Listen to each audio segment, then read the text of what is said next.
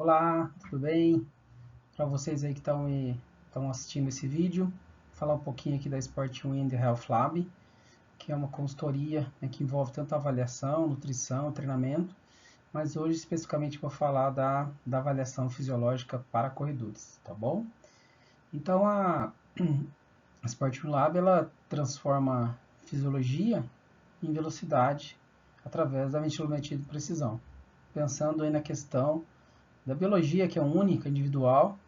E esses dados, na quais a avaliação mensura, é possível definir zonas de treinamento e paces ideais baseadas nas suas características, para treinar com foco e sem suposição, ou seja, definição do VO2 e seus limiares para correr mais rápido e com menos esforço.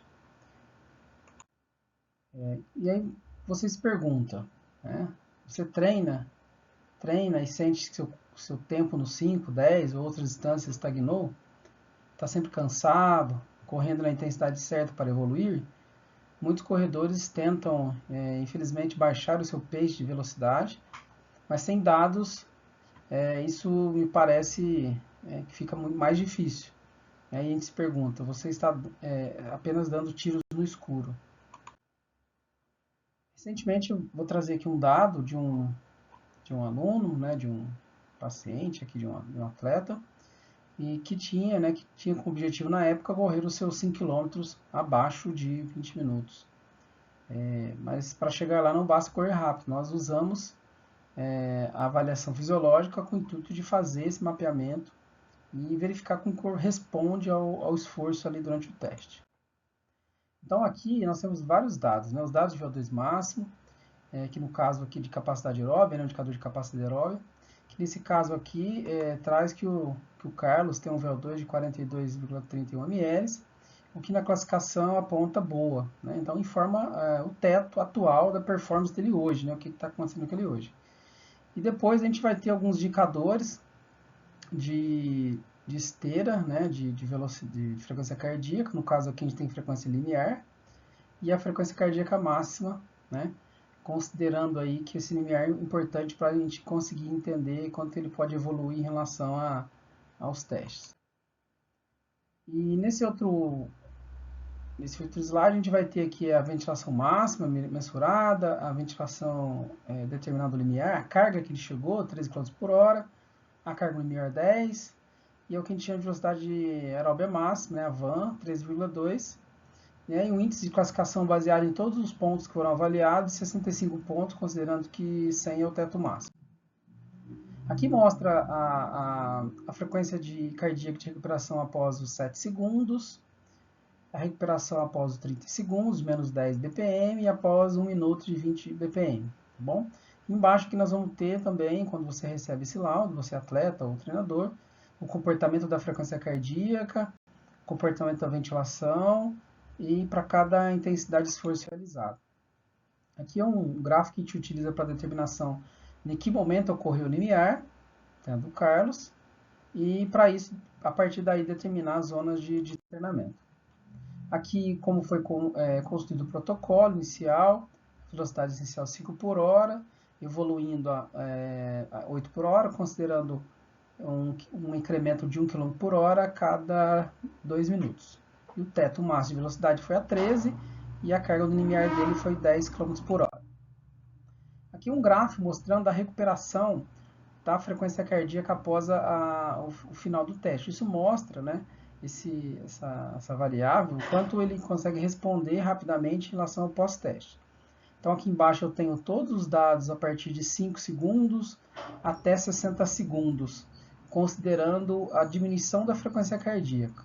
O que demonstra que ao final do primeiro minuto ele teve uma diminuição de 20 batimentos, isso considerando ali a classificação, né, considerando que o Carlos tem 26 anos de idade, isso demonstra uma recuperação mediana. Depois disso, depois que o teste é realizado, eu vou ter ali vários dados da avaliação no que se refere ao pace e à velocidade aeróbica média, e esses dados vão servir então para estratificação, para corridas, por exemplo, para trabalhos intervalados. Então a gente tem aqui o 100% do pace dele baseado na avaliação, que seria 4,33 minutos, é o pace quilômetro por minuto. Embaixo, os valores de velocidade aeróbica média, 13,1 km por hora, que seria 100%, e os percentuais a partir da van e a partir do pace. Com base nisso, é possível se entender, se determinar as variáveis de tempo e velocidade, considerando se você vai percorrer 100 metros rasos, tiros de 200 metros, 300 metros, 400 metros, 500 metros e 600 metros. Para cada um dos percentuais, por exemplo, a 120% da velocidade máxima, a 110% da velocidade máxima obtida, quanto tempo vai durar isso? Então, se eu for correr a 12 km por hora na esteira, esse estímulo vai durar 30 segundos. Se eu for fazer trabalhos de 500 metros e vou percorrer a 50% da velocidade, da velocidade máxima, isso vai ser a 5, o que vai dar um pace de 6 km por hora, considerando aí a 500 metros. Vou fazer um 500 metros mais forte, a 70%, 80%. Então, vou percorrer na esteira, se eu estiver usando o ergômetro esteira, 8 ou 7 km por hora. Ou, se eu estiver num pace, usando um relógio, um GPS na rua, esse valor vai ser por volta de 3,45 segundos, 3 minutos e 45 segundos a 4 minutos e 17 segundos. Então, esses seriam os dados que eu consigo obter através dessa avaliação.